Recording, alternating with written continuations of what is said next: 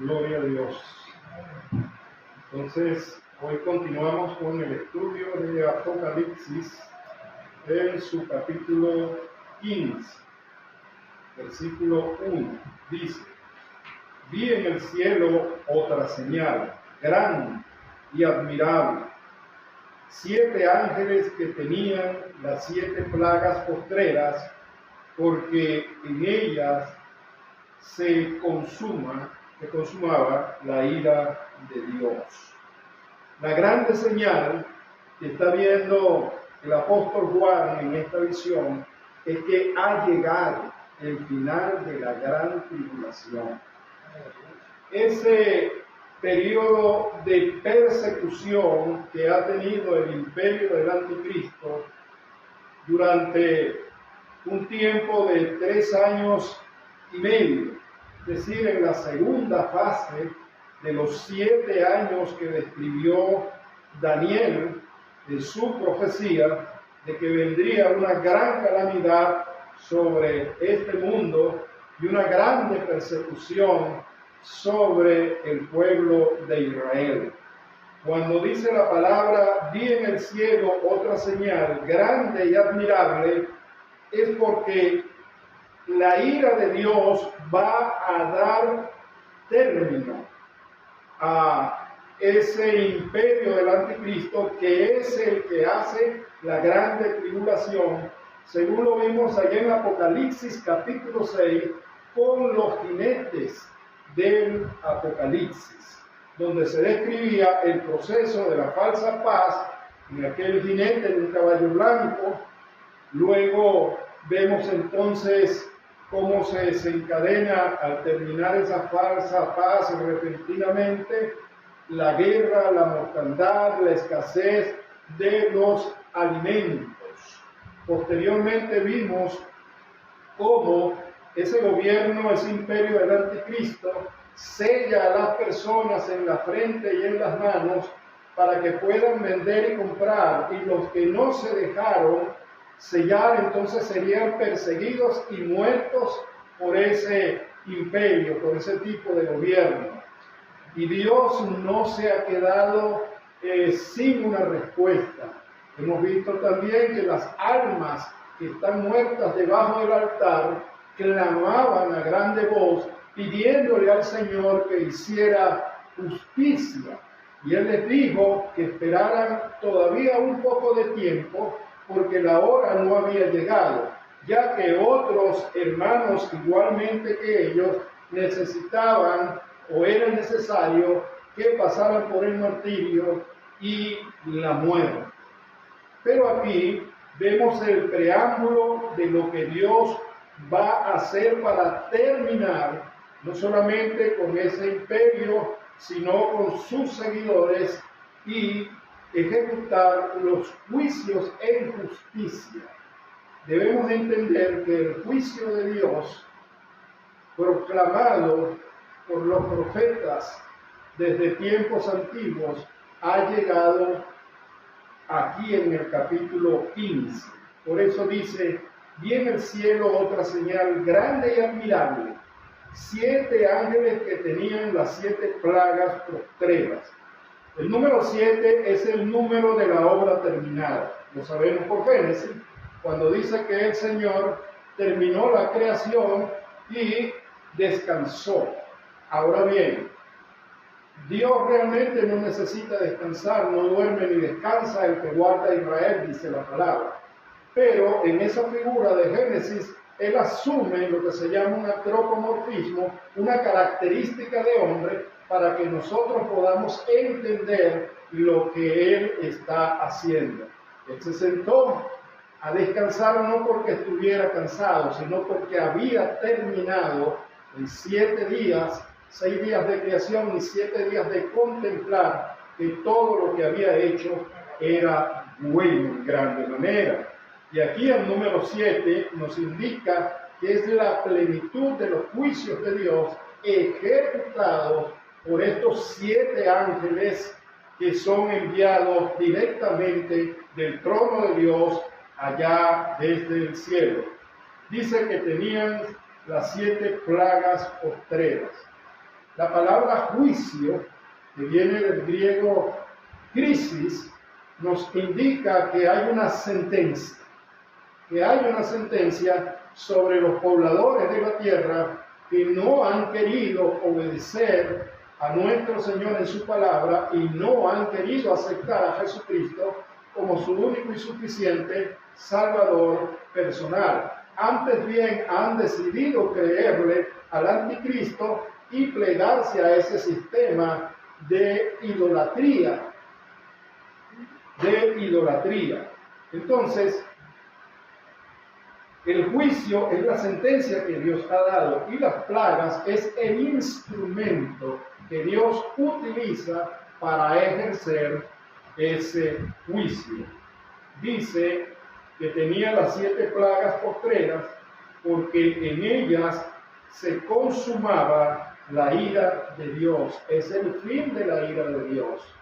Una vez que ese sistema idolátrico, perverso del mundo de las tinieblas sea destruido, la ira de Dios cesará. Vamos a ver qué nos dice Romanos en su capítulo 1, carta a los Romanos, capítulo 1, versículo 18 al 19. Dice así: porque la ira de Dios se revela desde el cielo contra toda impiedad e injusticia de los hombres, que detienen con injusticia la verdad, porque lo que de Dios se conoce no es manifiesto, pues Dios se lo manifestó. Fíjense, porque la ira de Dios se revela desde el cielo contra toda impiedad. Esta ira que caerá sobre este mundo, ejerciendo la justicia de Dios, es porque los hombres han dado la espalda a todo lo que representa Dios, lo que representa su Hijo amado Jesucristo y lo que representa su Espíritu Santo. De manera que dice, porque la ira de Dios se revela desde el cielo contra toda impiedad, contra todo pecado e injusticia de los hombres que detienen con injusticia la verdad. Países enteros sobre la tierra, impidiendo que la verdad de la palabra de Dios sea proclamada. Muchas veces a través de sus medios de comunicación incitan al pueblo a que no oiga a los que proclaman la palabra de Dios. Y llegan incluso países a evitar que un cristiano pueda predicar y pague con su vida si se atreve a predicar en esos países. Es decir, usan la impiedad, usan el pecado para detener con su injusticia la proclamación de la palabra de Dios. Dice el 19, porque lo que de Dios se conoce le es manifiesto. Es decir, no son ignorantes de la existencia de Dios, sino que voluntariamente han querido hacerse ciegos a la revelación de que Dios existe realmente. Dice, pues Dios se lo manifestó. ¿Cómo lo manifestó Dios? Dice el 20, porque las cosas invisibles de Él, su eterno poder y deidad, se hacen claramente visibles desde la creación del mundo. Cuando nosotros vemos la creación, aunque no creamos en Dios, tenemos que entender que no hay obra sin creador. Allí Dios está revelando en lo que llamamos la revelación general. El cielo cuenta la gloria de Dios. Dice que se hacen claramente visibles desde la creación del mundo, siendo entendidas por medio de las cosas hechas. Es decir, los árboles, la luna, las estrellas, los astros, el viento, los ríos, los mares. Esas son las cosas hechas, obra de sus manos, de modo que no tienen excusa. Nadie puede decir, es que yo no creía en Dios porque no lo veía, porque lo vemos a través de su creación. llama la atención como mi nieta, con solamente 7 años, me dice: Yayo, hay cosas que no se ven, pero existen. Dios no se ve, pero existe. Y me dijo una amiguita: pero es que yo no veo ese Dios. Y mi nieta le dijo: tú ves al viento, tú ves al aire, no lo puedes ver, pero el aire existe. 7 años, y sin embargo, hombres con grande talento intelectual no entienden eso. No quieren. Por eso es que dice la palabra que Dios se la reveló a estos niños, ¿verdad? ¿Por qué? Porque tienen la sabiduría que viene de lo alto, en su inocencia. Dice el versículo 21: pues habiendo conocido a Dios, es decir, si vemos la revelación general, ya sabemos que Dios existe. Habiendo conocido a Dios, no le glorificaron como a Dios. Hoy en día se adoran a los hombres, se adoran a las ideas, se adora al intelecto, se adoran a las religiones, pero no se adora realmente a Dios. Pues habiendo conocido a Dios, no le glorificaron como a Dios, ni le dieron gracias. La gente muchas veces recibe un favor y dice: gracias a la naturaleza, gracias al universo. Ahora dice: gracias a mí que te lo hice. No, tú le dices: Y gracias a Dios. Y otros No te dicen: esperan que diga gracias a Dios y a ti, no. Gracias a Dios, gracias a mí. y otros dicen que yo soy mi propio Dios.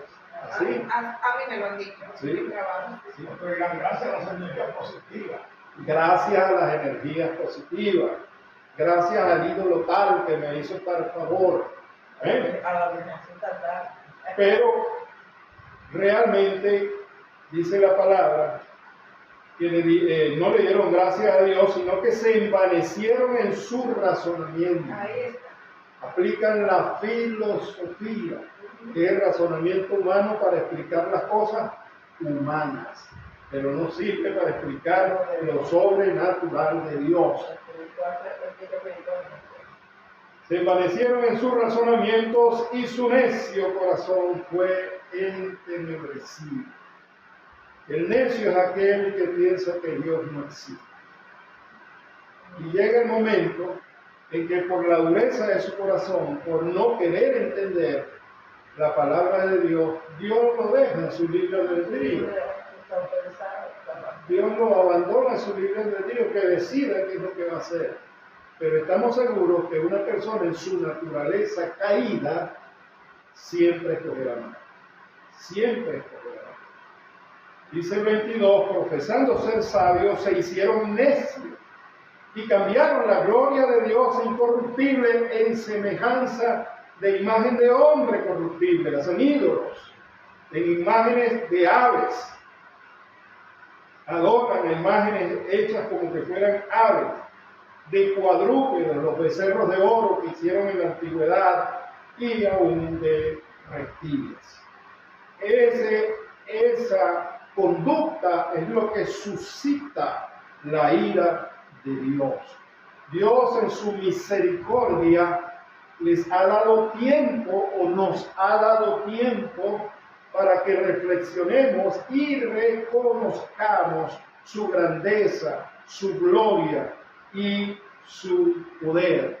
Pero en este capítulo 15 de Apocalipsis, así como un día se cerró, como el Espíritu Santo cerró la puerta del arca, allá cuando el diluvio universal, aquí se ha cerrado la misericordia y la gracia de Dios para salvación.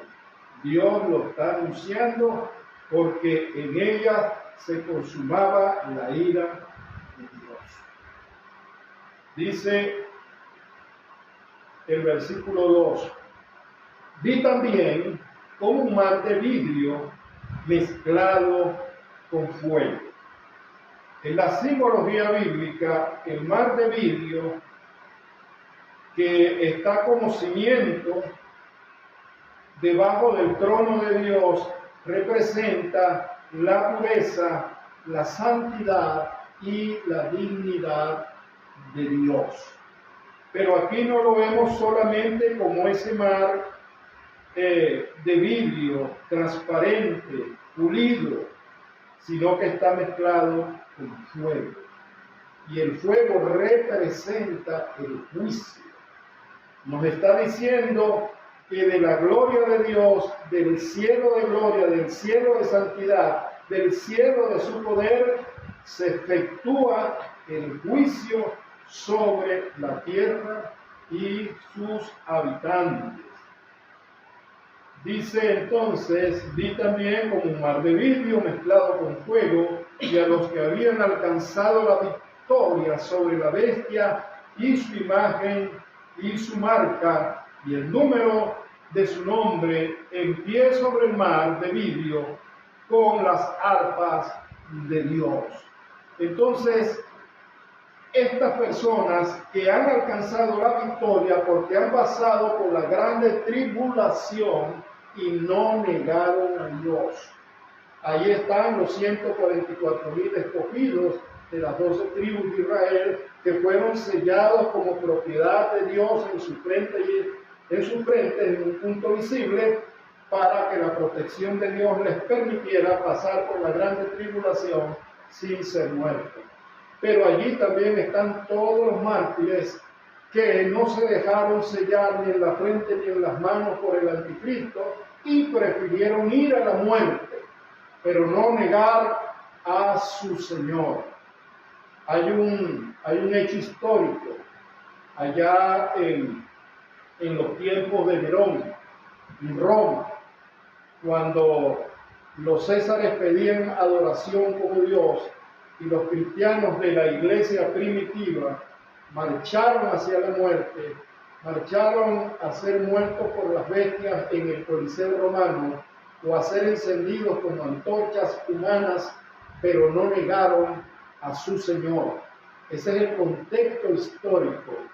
Así como ellos en la persecución de la iglesia primitiva, hasta el año 300, cuando vino una pacificación de la iglesia católico romana, así como ellos pasaron, los santos del Antiguo Testamento y de la iglesia primitiva, por el martirio hasta la muerte, así también pasarán por la gran tribulación aquellos remanentes fieles, remanente fiel de Israel, y las personas gentiles que aún crean, sobre todo en la predicación de estos 144,000 escogidos y de los 2 testigos que fueron muertos y expuestos en la plaza pública por 3 días y medio, y a los 3 días y medio Dios hizo el milagro de la resurrección para testimonio de que aquellos realmente eran mensajeros enviados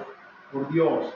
Ellos están ahora presentes, parados allí sobre el mar de vidrio, sirviendo ese mar como un piso sólido de que ellos son los vencedores de la gran tribulación. Son los vencedores, como dice esto, aquí la palabra de Dios dice, y los que habían alcanzado la victoria sobre la bestia y la imagen. Acuérdense que hubo una imagen que se le dio vida, y a los que no adoraban la imagen eran llevados a la muerte. Entonces, estos victoriosos sobre las bestias, que es el anticristo y el falso profeta, y su imagen, y su marca, y el número de su nombre, en pie sobre el mar de vidrio. Nos dice también el versículo, con arpas de Dios, porque esto es también una simbología, ese símbolo de la victoria, con arpas de Dios, es símbolo de la celebración de la victoria que ellos han alcanzado. Y cantan, dice el versículo 3, el cántico de Moisés, siervo de Dios. Recuérdense que allá en Éxodo capítulo 15, después que ellos pasan el Mar Rojo, pasan el Mar Rojo, el pueblo de Israel se piensa o se calcula que fueron aproximadamente 2 a 3 millones de personas que salieron de Egipto, cruzaron el Mar Rojo porque Moisés golpeó las aguas, se abrieron las aguas por el poder de Dios y ellos pasaron en seco. Ese Mar Rojo fue el camino hacia la victoria, pero también fue la sepultura del ejército del faraón. Así, una vez que pasaron a la otra orilla, cantaron ese himno de Moisés que aparece también en Éxodo 15, aparece en Deuteronomios, refiriéndose a la gran victoria de Jehová que acabó con el ejército del faraón. Así también, estas personas que han salido victoriosas, que están parados sobre el mar de vidrio, celebrarán la victoria en la presencia de Dios, cantando el cántico de Moisés y el cántico del Cordero. Así como los israelitas vencieron a Egipto, al faraón y a su ejército por el poder de Dios, así ahora cantan los redimidos por el Cordero, por la victoria de haber pasado por la gran tribulación, permaneciendo fieles a la presencia de su Dios. Ahora, ¿qué dice ese canto? Dice, grandes y maravillosas son tus obras. Explota en alabanza. Vamos a ver qué dice el Salmo 139:14. Te alabaré porque formidables y maravillosas son tus obras. Estoy maravillada y mi alma lo sabe mucho. Entonces tenemos la referencia en el Salmo 139:14 sobre esa alabanza por la grandeza y maravillas que Dios hace con su poder, con la obra de la creación y de la redención, de la salvación en todo aquel que en él cree. Luego dice, grandes y maravillosas son tus obras, Señor Dios Todopoderoso. Vamos a ver qué dice Amós capítulo 4, versículo 13. Porque he aquí el que forma los montes y crea el viento y anuncia al hombre su pensamiento, el que hace de las tinieblas mañana y pasa sobre las alturas de la tierra. Jehová Dios de los ejércitos es su nombre. Entonces Amós 4:13 nos muestra el poder de Dios, que Dios es todopoderoso, el Rey de todos los santos. Gloria a Dios. Grandes y maravillosas son tus obras, Señor Dios Todopoderoso. Justos y verdaderos son tus caminos, Rey de los santos, Rey de los santos, Rey de los santos. Dice el versículo 4, ¿quién no te temerá, oh Dios, y glorificará tu nombre? Vamos a ver qué dice Jeremías, capítulo 10, versículo 13.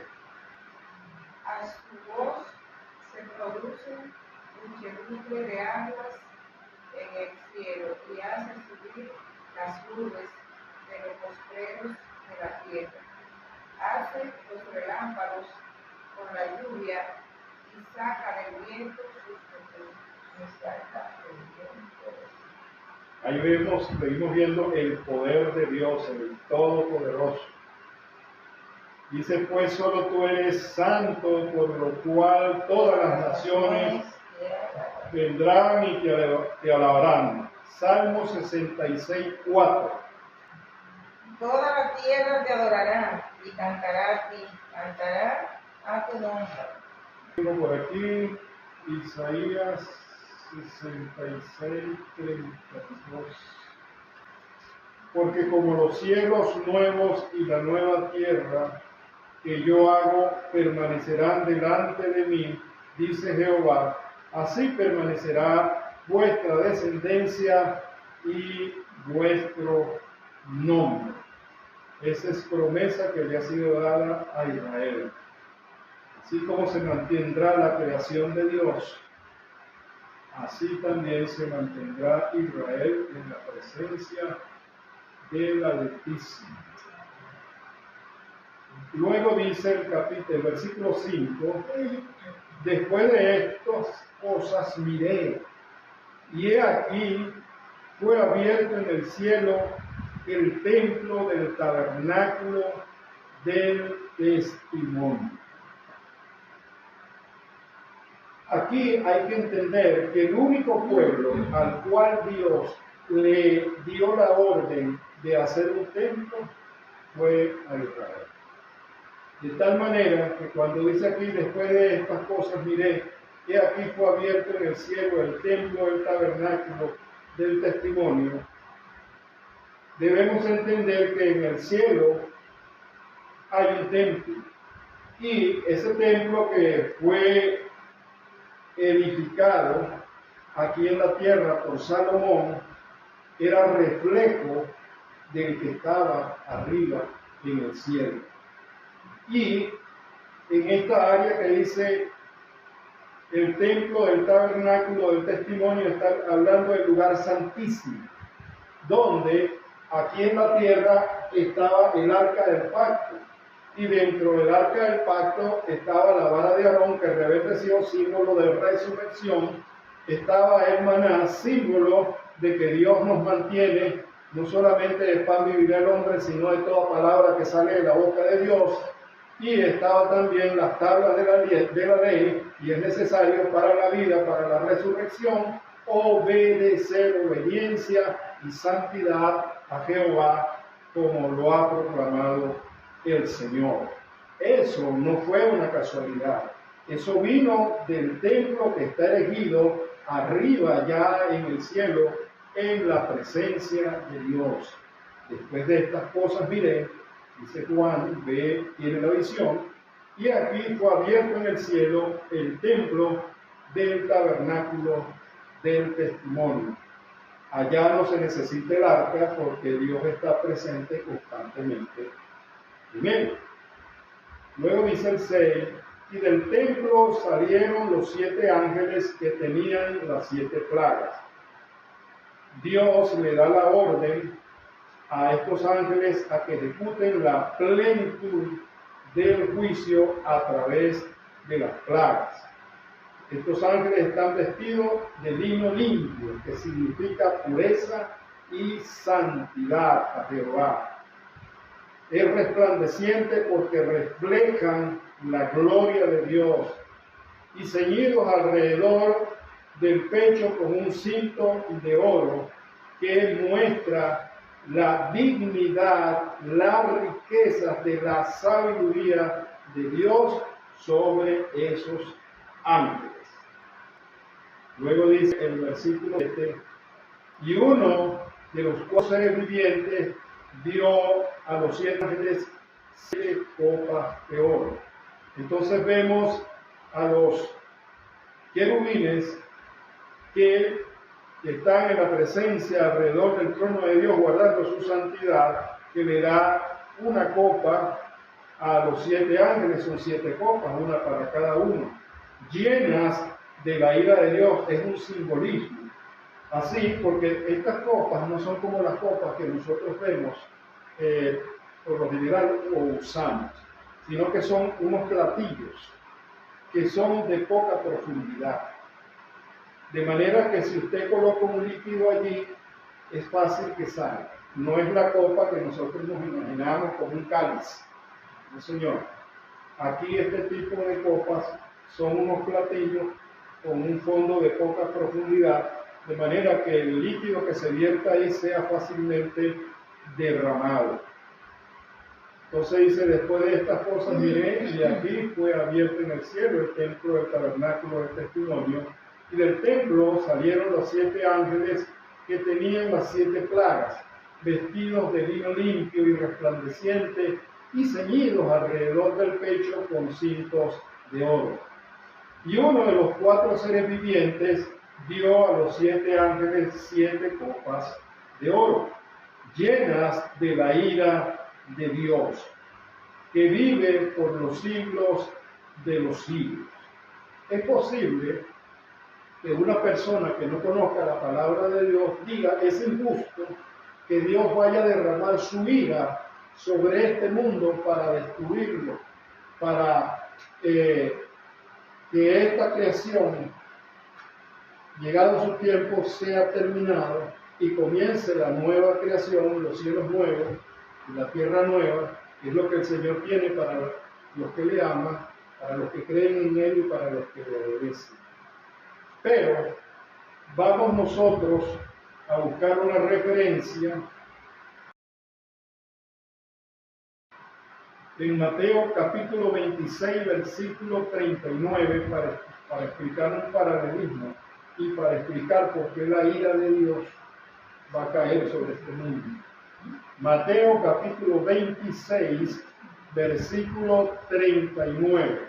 Yendo un poco delante, se postró sobre su rostro, orando y diciendo: Padre mío, si es posible, pasa de mí esta copa, pero no sea como yo quiero, sino como tú. En 26, capítulo 39 de Mateo, estamos viendo que era necesario, esa copa que está describiendo ahí nuestro Señor Jesucristo, es que es necesario que la ira de Dios, esta misma ira, cayese sobre él, de manera que cuando la ira de Dios cayese sobre él, él fuera la propiciación, el pago de la justicia de Dios para poder escapar de la ira. Era que esa ira tenía que destruir a su propio hijo, para que una vez que su hijo, quien es el dueño de la vida y de la muerte, retomara su vida, como él dijo: porque nadie me la quita, yo la pongo a favor de ustedes y al tercer día la vuelvo a tomar. Una vez que él retoma la vida, todo aquel que cree y todo el que quiere escapar de la ira de Dios, es necesario que acepte a aquel que pagó con su vida el tributo, el pago de la ira de Dios. Entonces usted dirá: pero ¿cómo el Señor, el Dios de los cielos, que es puro amor, Dios de gloria, viene a destruir este mundo en su segunda venida? Porque Él pagó, Dios el Padre entregó a su propio Hijo, con el propósito de que todos los que querramos escapar de la ira de Dios creamos en Él. Por eso es que es el Salvador. Por eso es que es el único sacrificio acepto delante de Dios. De esa manera podemos entender que todo aquel que no ha querido aceptar al único sacrificio perfecto es rebelde, es incrédulo y por lo tanto vive en pecado, y la paga del pecado es la muerte. No hay otra manera de poder explicar esta situación. Vamos a ver qué dice el Salmo 75, 8. Porque el cáliz está en la mano de Jehová, y el vino está fermentado.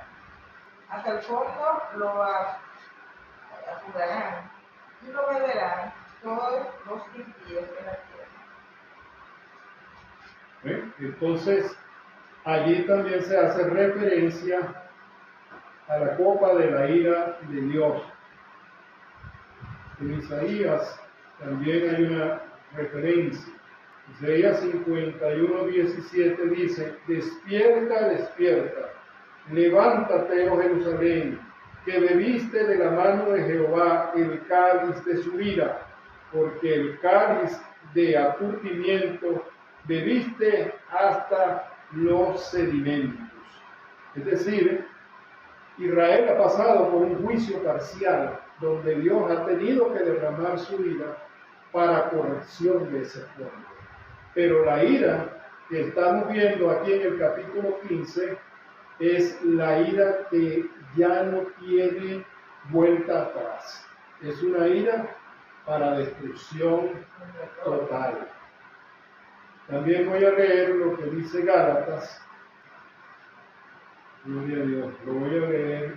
Dice: Cristo nos redimió de la maldición de la ley, hecho por nosotros maldición, porque está escrito: maldito todo el que es colgado en un madero. Cuando el Señor es colgado en la cruz del Calvario, la ira de Dios que debía caer sobre nosotros, cayó sobre él. Dice el versículo 14: para que en Cristo Jesús la bendición de Abraham alcanzase a los gentiles. La bendición de Abraham es que serían multiplicados en él todas las familias de la tierra. Y el que tuviera la fe de Abraham sería hijo espiritualmente de Abraham y por lo tanto salvo por la fe. Por eso dice: para que en Cristo Jesús la bendición de Abraham alcanzara a los gentiles. Los gentiles somos nosotros, no somos judíos. Y hoy en día no somos paganos, somos hijos de Dios. Somos hijos de Dios. Dice, entonces, para que en Cristo Jesús la bendición de Abraham alcanzara a los gentiles, a fin de que por fe recibiésemos la promesa del Espíritu. Es decir, que por fe el Espíritu Santo vendría a vivir en nosotros, es decir, hecho en un templo, viviendo en un templo no hecho de manos de hombres. Ese templo es nuestro cuerpo, según declara la palabra de Dios. Dice el 15, hermanos, hablo en términos humanos. Un pacto, aunque sea de hombre, una vez ratificado, nadie lo invalida ni le añade. Un pacto, aunque sea entre dos hombres, no se puede echar hacia atrás. Es un pacto incondicionalmente eterno entre dos hombres. Ahora, el pacto que hizo Jesucristo al llegar a la cruz del Calvario, que es el nuevo pacto basado en el derramamiento de su sangre preciosa. ¿Cuál fue ese pacto? Que todo aquel que en él cree no puede perderse. Para que todo aquel que en él cree no se pierda, mas tenga vida eterna. Si los hombres respetamos los pactos humanos, cuanto más el pacto basado en la muerte y resurrección, en la sangre derramada de nuestro Señor Jesucristo. ¿Cuál es el problema? Usted creyó de verdad. Si creyó de verdad, ese pacto se hace efectivo y nadie lo puede invalidar. ¿Que tiene defectos? Sí, usted tiene defectos y yo tengo. ¿Que pecamos? Sí, pecamos, pero no practicamos el pecado. Y cada vez que hay un pecado en nosotros, venimos al trono de la gracia, confesamos nuestros pecados. ¿Para qué? Para que nuestro Señor Jesucristo, quien está a la diestra del Padre, interceda por nosotros delante del Padre, y el Padre, viendo a su Hijo amado, quien pagó su vida allá en la cruz del Calvario, nos haga a nosotros justos e inocentes delante de Él. Y por eso tenemos acceso a la gloria de Dios. Por eso somos libres de la ira venidera. Por lo tanto, la iglesia de Jesucristo, del creyente verdadero, yo siempre lo digo así, porque siempre hay gente que dice, bueno, y si no creyó, pues si no creyó no hay iglesia. No, y si no creyó no es salvo. Y si no creyó, yo no lo sé, pero el que está arriba lo sabe. Porque a mí no me corresponde el juicio, eso le corresponde a Dios. A mí me corresponde enseñar y predicar. Pero el juicio y el conocimiento de quién es verdaderamente salvo es el que está allá arriba, el que todo lo puede. Ese pacto, según esta palabra, no va a ser quitado. Usted puede creerlo o no creerlo, pero la palabra dice: conforme a tu fe será hecho.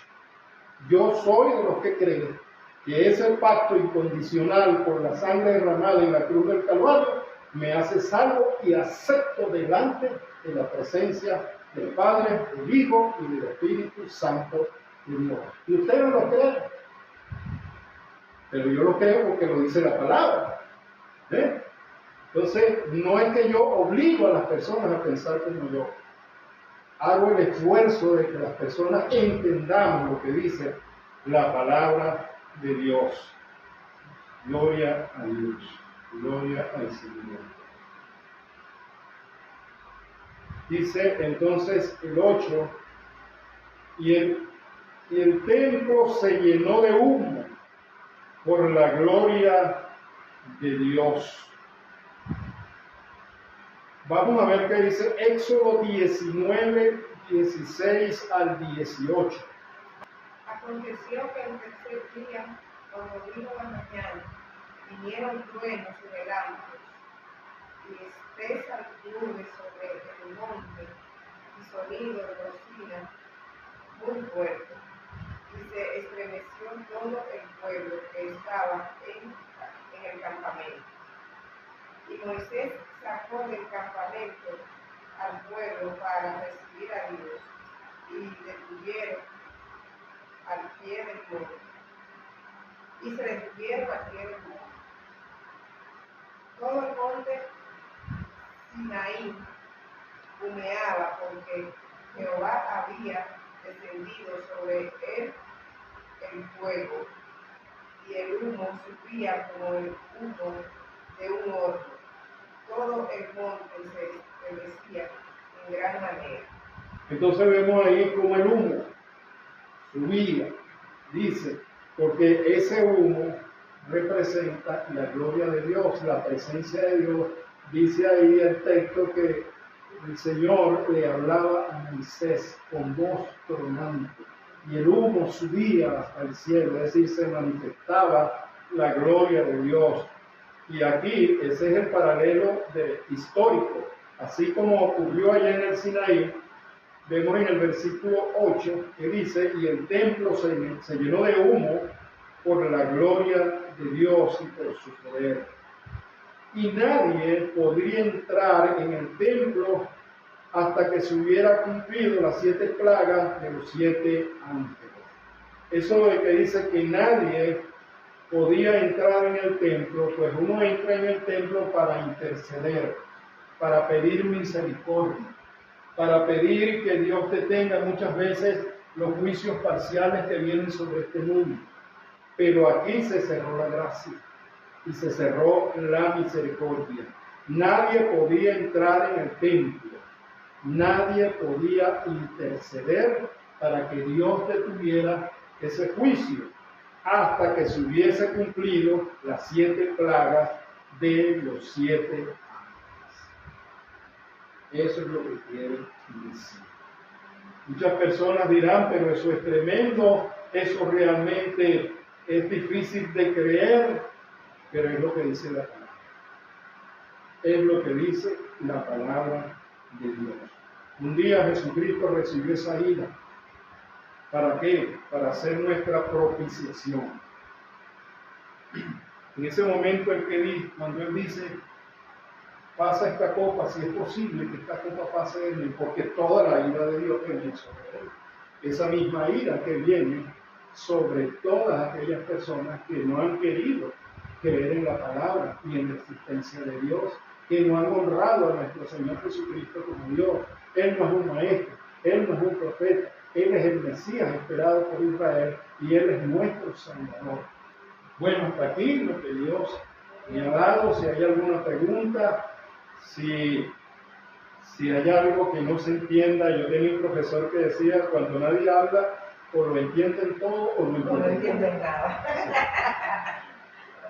Bueno, entonces, este es el preámbulo, porque cuando veamos la próxima semana el capítulo 16, veremos entonces ya el derramamiento de las 7 copas de la ira de Dios.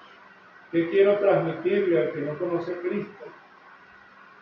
Que todavía está a tiempo, que todavía estamos en el tiempo de la gracia, es decir, el perdón inmerecido. Pero si creemos en nuestro Señor Jesucristo, esa sombra del Omnipotente nos cubrirá y nos protegerá, diríamos, como un campo de fuerza para evitar que la ira de Dios llegue a nosotros y nos destruya. Por eso en Él nos movemos y vivimos, y no vivimos como quien golpea al aire, sino viendo al invisible con los ojos de la fe. Dios les bendiga, Dios les guarde.